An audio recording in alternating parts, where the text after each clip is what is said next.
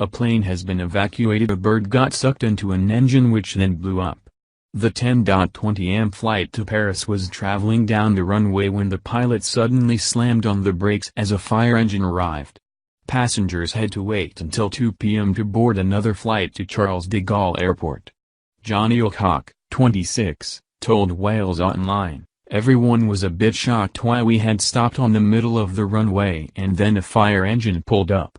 An announcement came on saying nobody panic, we will get it sorted, and the pilot said we will be getting everyone off the plane soon. There was a little bit of panic because no one really knew what was going on." A Cardiff airport spokeswoman said the plane had experienced a bird strike as it was preparing to take off. She added, "Emergency services attended and the aircraft taxied safely to a stand where passengers were offloaded and have now departed on another aircraft." The runway closed for a very short time. However, no other flights were affected. The runway reopened very shortly after and all flights continue to operate as scheduled. "The safety and security of our staff and customers remains our #1 priority."